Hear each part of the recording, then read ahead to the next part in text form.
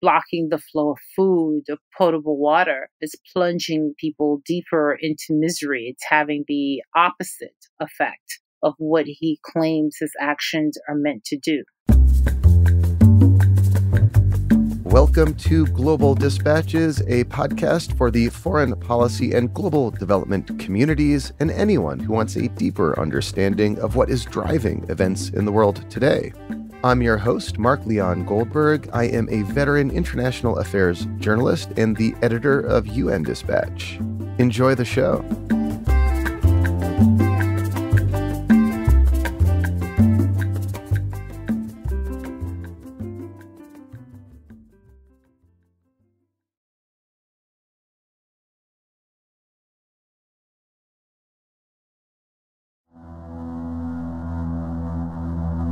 On October 21st, the United Nations Security Council imposed sanctions on Jimmy Cherizier, a former police officer turned gang leader in Haiti. For the last several weeks, the coalition of gangs headed by Cherizier, known as the G9 Friends and Allies, have imposed a blockade on the main fuel terminal in Haiti. Protesters have taken to the streets after dozens of people were killed in a week of gang violence, insecurity, and unrest. The United Nations Security Council is sanctioning Haitian gang leaders. It comes as the international community pushes to bring an end to surging violence in the crisis-hit Caribbean country. The UN Security Council now targeting gang leaders and their supporters, considering travel bans and arms embargoes on anyone threatening the peace, security, or stability of Haiti. Fuel is now getting scarcer by the day, with prices surging to over $20 a gallon. This is exacerbating an already dire humanitarian situation, with parts of Port-au-Prince experiencing what the United Nations has deemed catastrophic food insecurity. Meanwhile, amidst the chaos and fighting, a new cholera outbreak is sweeping through neighborhoods. My guest today, Jacqueline Charles, is the Caribbean correspondent for the Miami Herald and a longtime reporter covering Haiti.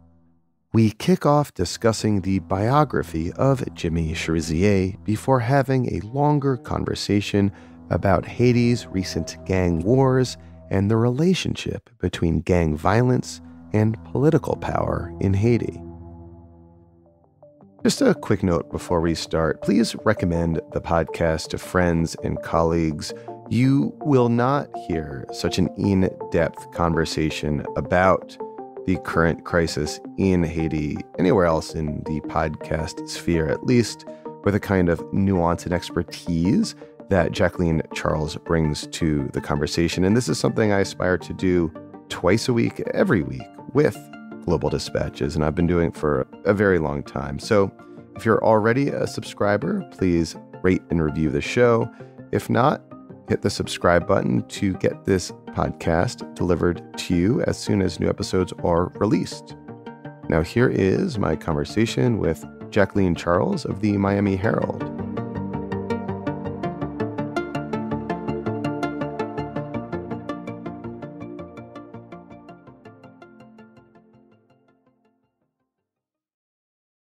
Jimmy Cherizier, who is better known as Barbecue, is a former Haitian National Police officer turned gang leader. I'm told that, the nickname Barbecue has to do with, they basically would barbecue people, burn them. He basically is the front man for a very powerful gang known as the G9 Families and Allies. And I say front man because he's the guy that we hear a lot from. He's very articulate. There's a certain charisma to him. He gives a lot of media interviews, I've seen. Exactly. He's media savvy. You could tell that, he's not just some schmuck off the streets. And, in a country where the state is essentially non-existent and gangs have stepped into the vacuum, he is popular in a very weird sort of way. I don't think that there's anybody in Haiti today who doesn't know who Barbecue is.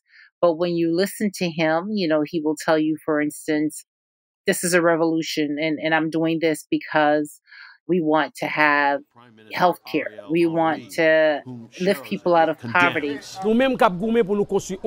We are fighting for another society, another Haiti that is not only for the 5% of the people who keep all the wealth, but a new Haiti where everyone can have food, clean water, so they can have a decent house to live in.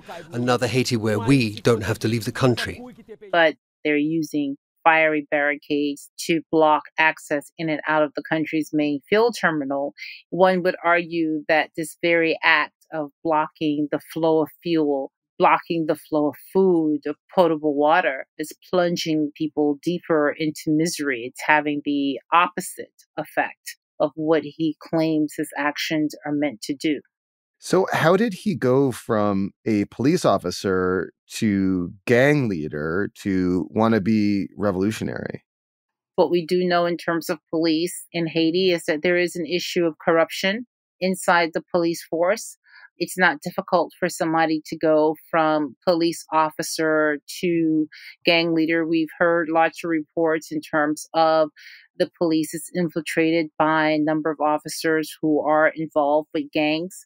We've heard reports that when Jimmy Cherizier moves, he moves with police officers, that he is aware of the police moves. There have been attempts to arrest him, attempts to take him out, and he always seems to be one step ahead of everybody else. So Jimmy Cherizier became the first individual in about 5 years to have sanctions slapped on him by the UN Security Council, which voted unanimously to issue a travel ban and an asset freeze. Why is the Security Council suddenly focused on him as an individual? Well, that's a very interesting question because, a lot of Haitians who had a lot of high hopes for these sanctions that were coming out of the United Nations were really expecting to have a list, right, of individuals that the UN would announce that they were now sanctioning because they were involved in gang activities or destabilizing Haiti. But instead, what we saw was that in this resolution that was passed, there was an annex, and in the annex, Jimmy Cherizier has been highlighted. The Security Council hasn't really, explained why of all the individuals they decided to highlight him. If I were to make an educated guess, I would say that Jimmy Cherizier was also sanctioned by the United States back in 2020 in connection to the 2018 massacre in a working class neighborhood of Port-au-Prince called La Saline. Dozens of people were killed in that massacre. At the time, 2 other Haitian government officials who were working for President Jovenel Moïse, they were also implicated and also sanctioned in that massacre. And so there were investigations. Investigations were done by a local human rights organization in Haiti as well as by the UN itself. You would follow the Security Council updates on the situation in Haiti, and you would hear, I remember the ambassador to France saying, why hasn't Jimmy Cherizier been arrested? They were well aware of the La Saline incident. So if we were to consider that in the decision now in terms of announcing sanctions, he has become emblematic of what the Security Council, the reasons for them taking this direction in terms of sanctions. I think there's a recognition on the part of the international community that the security situation in Haiti is not improving. It's getting worse. They wanted to send some sort of a clear message or get some sort of a mechanism in place that they can begin to crack down on gang leaders, but also individuals who are financing them and who are arming them. But there was disappointment, I can tell you, among people who follow Haiti closely, that of all the individuals, that this particular person who's only highlighted and that there wasn't a list of other individuals. Yeah, it usually is the case that when the Security Council passes a sanctions resolution, there's an annex, and the annex contains like a bunch of names, but this was the only name. I want you to take listeners back to this summer when gang violence seemed to sharply escalate. Jimmy Cherizier, you said, is the leader of the G9 Friends and Allies coalition of armed groups of gangs. And they apparently launched an offensive this summer. Can you explain what happened and why gang violence escalated so sharply over the past several months? So actually, before this summer incident involving the G9, we also saw a massacre that happened in the eastern part of Port-au-Prince involving a couple of different gangs. And it was in areas called Mission and Bouquet and Tabar. And Tabar is significant because it's where the international airport is located, but it's also where the United States Embassy in Port-au-Prince is also located. It's actually in Tabar. And this gang violence broke out, ironically enough, after the arrest of another powerful gang leader, Yon, who was actually in prison in the National Penitentiary. So the United States basically brought him here to the U.S. to stand charges on kidnapping in relation to the abduction of 16 Americans who were kidnapped. They were among a total of 17 missionaries who were kidnapped a year ago, October. And so the U.S., interesting enough, will say, when we arrested Yon and brought him here, that sent a clear message to the gangs on how serious we are. And I always counter that by saying, no, after the arrest of Yon, the situation with Katsa Maozo, which is the gang that he headed from prison and controlled from prison, it didn't improve. It actually got worse because we saw a bloody gang war that went on for weeks on end in the eastern part of the capital. So that took place around April and May. And then after that, we saw this situation in Cité Soleil, which is the largest slum in the Haitian capital in Port-au-Prince. And according to people that I interviewed and spoke to, what they said was that Jimmy Cherizier's gang, G9 Family and Allies, attacked another gang coalition inside Cité Soleil that's known as GPEP. So it was positioned as kind of a gang war, a turf war. But according to the UN, there were over 470 individuals who were killed or injured or have gone missing as a result of the vicious clash between these two gangs. And another thing that happened that people weren't paying attention to, but we're now starting to see the results of that, was the lack of potable water. Because of the gang fighting, you could not get humanitarian aid inside Cité Soleil in this particular neighborhood called Brooklyn, where the attack took place. Water trucks could not deliver water. They stopped delivering water. Garbage trucks stopped going in to try to collect garbage. So people literally have been living on top of filth and drinking soiled water. And then this month, what did we see? We saw that the first cases of cholera that were reported in Haiti after more than 3 years were confirmed out of the Brooklyn neighborhood, the very neighborhood where this gang attack took place in July.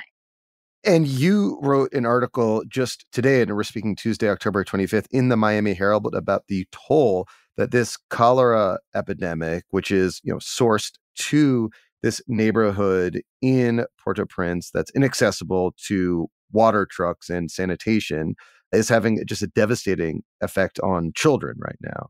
Yes, UNICEF says that half of the cholera cases that are suspected are children under the age of 14 years old. And we're talking just about the capital because the reality is that 8 groups, including, UN organizations, have not really been able to get access outside of Port-au-Prince because of the gang violence, because of gangs blocking roads, because of these sporadic protests, because of looting and attacks that have happened on UN warehouses, including WFP. And so, a lot of the focus has been on Port-au-Prince, but I've been hearing reports from people about possible cholera in their communities. So meanwhile, exacerbating the situation is the fact that G9, Jimmy Cherizier's group, is essentially blockading the key fuel port in Haiti. Are they making political demands on Prime Minister Ariel Henry? Do they seek the resignation or the ouster somehow of Ariel Henry? And what's the sort of connection to politics of this all? Yeah, so he has basically demanded that Henry needs to resign. We've heard other politicians say that, once Henry resigns, that the Varo fuel terminal will be unblocked. I mean, what's been clear in this is that people have definitely been trying to take advantage of this for their own means. The question is is Cherizier acting on his own, or is he a stand-in for others? Is he a stand-in for other individuals who have been trying to get the removal of Ariel Henry?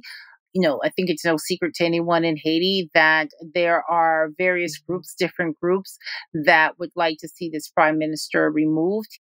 He wasn't elected to be put there. We've heard from individuals who say, hey, this country needs to undergo a 2-year transition. It needs to be led by a group of civil society members. You've heard the international community say that economic interests have basically penetrated these protests that are based on real frustrations, but seeking to take advantage of it because they're not happy at the fact that the government not only wants to get rid of the fuel subsidies, but at the same time, the government has been cracking down on, a minimum of $600 million in uncollected custom duties at the ports. I mean, there are very powerful individuals who basically have been importing products, but not paying the true value of those taxes. And as a result, Haiti loses about $600 million minimum in uncollected duties. And why is that important? This is a country of 12 million people. Its budget is basically $2 billion a year. It receives more money out of the diaspora of $3+ billion, which it really needs, but it's throwing $1 billion away in fuel and in uncollected port taxes. So do you see any connection between the circumstances in which Ariel Henry became prime minister and the current crisis that Haiti is in today? So a lot of people, may just be coming to this Haiti crisis or crises post the assassination of Haitian President Jovenel Moïse a year ago in July of 2021. But prior to his assassination, President Jovenel Moïse was the target of a lot of anti-government protests, demands for his ouster, questions about when his mandate as president actually ended. Opposition groups, legal scholars were saying that it was February 7th, 2021. The United States and others said, no, it's February 7th, 2022.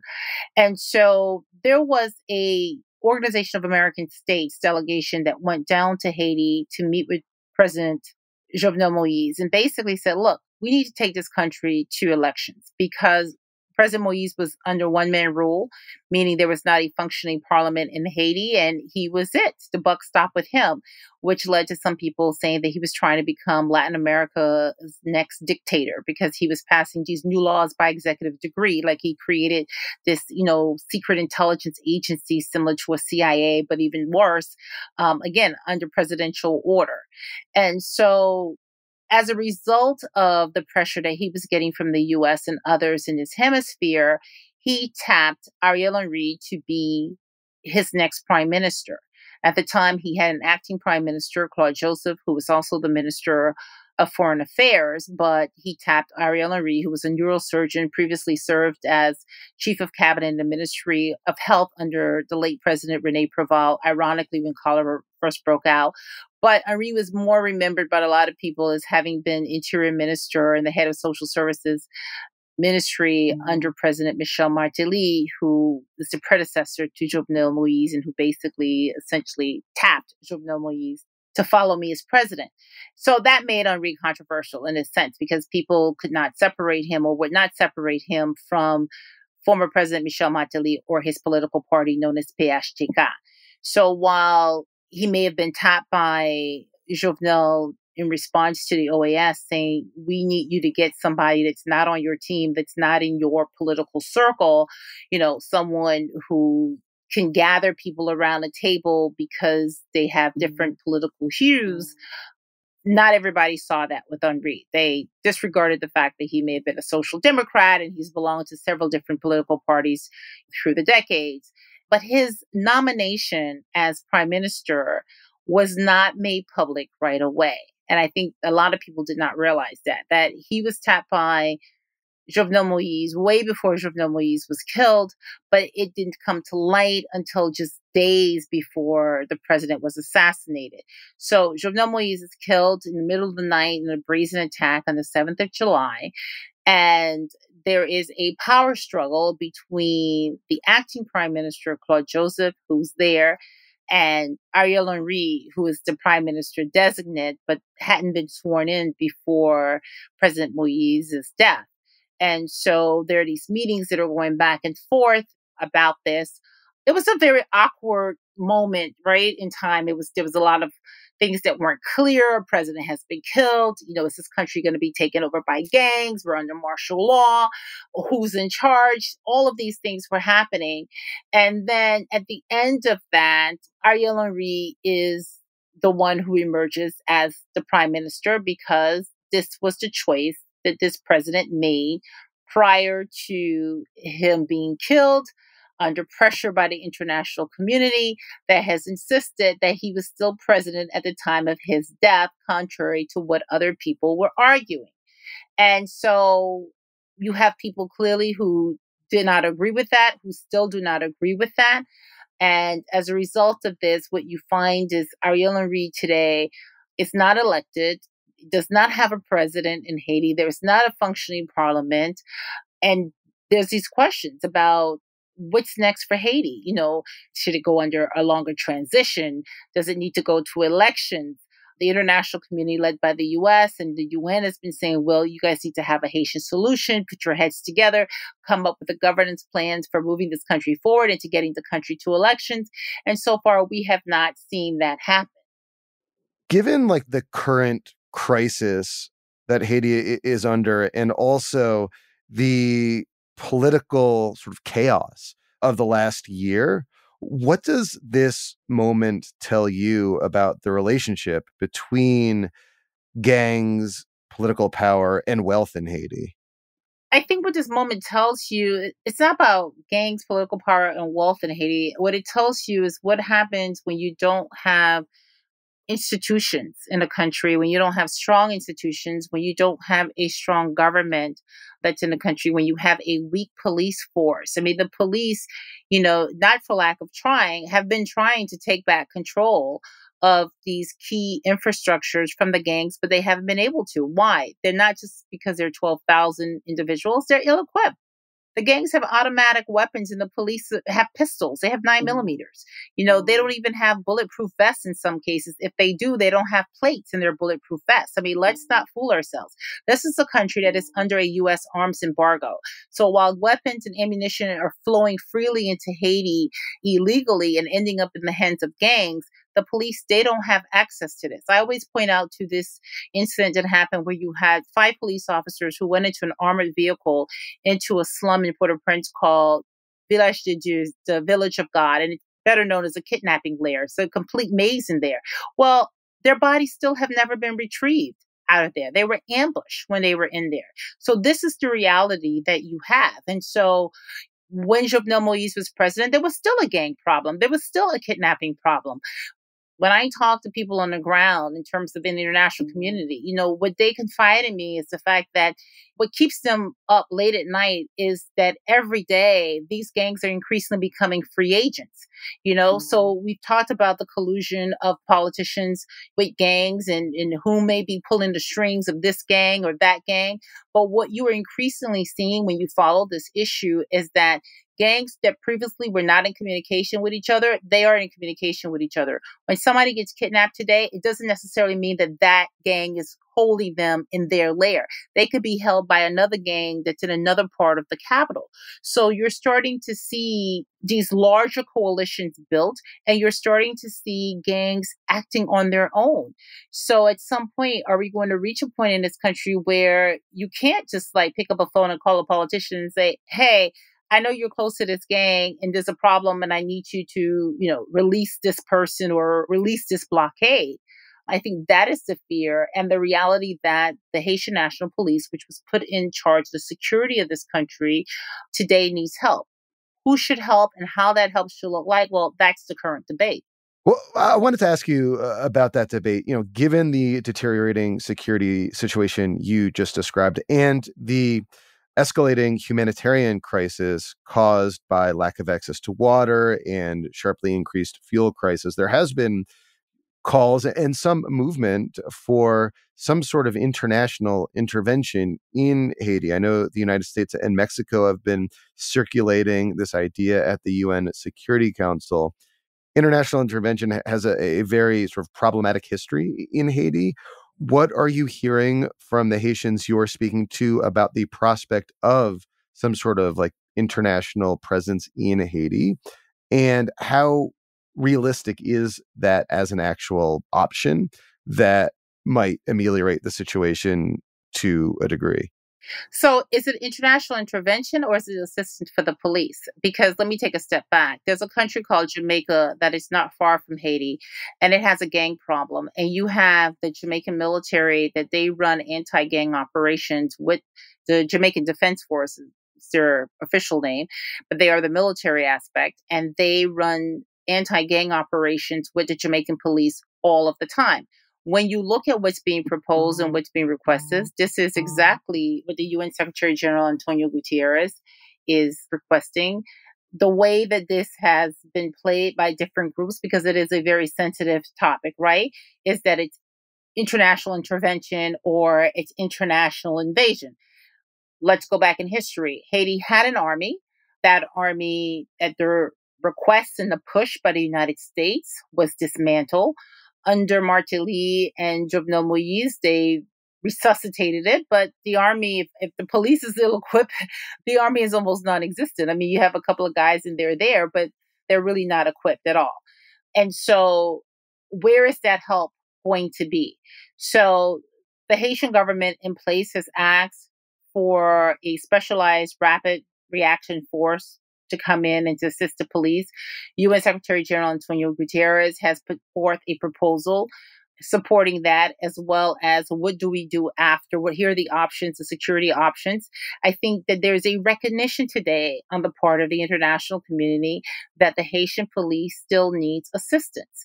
That when the UN pulled out of Haiti, and this idea that people were arguing that the HNP, the Haitian National Police, could take care of the security problems of this country, today there's this real realization that they are not there yet.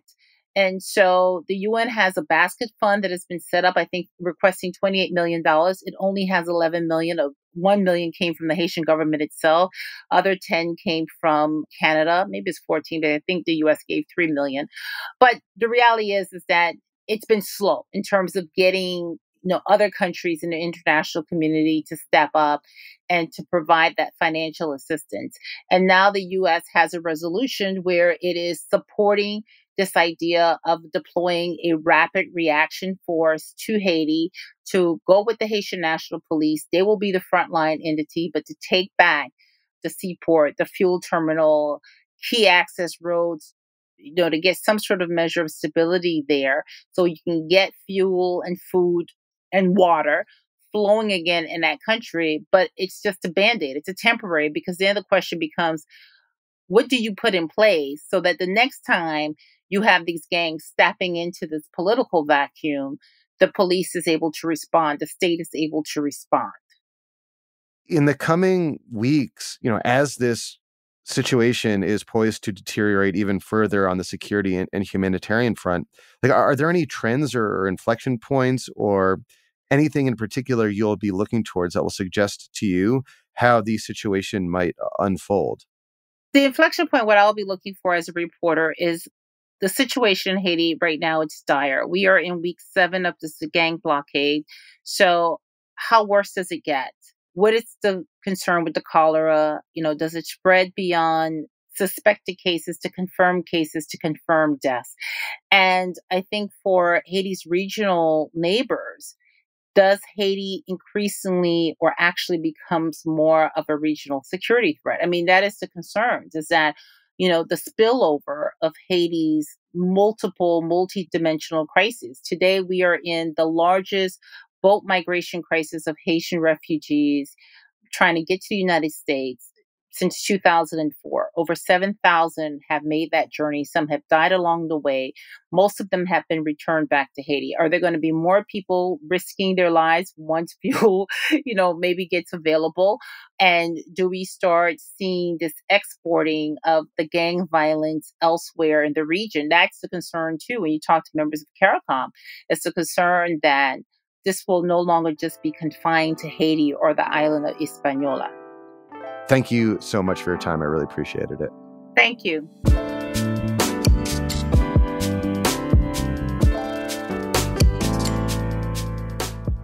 Thank you for listening to Global Dispatches. Our show is produced by me, Mark Leon Goldberg, and edited and mixed by Levi Sharp.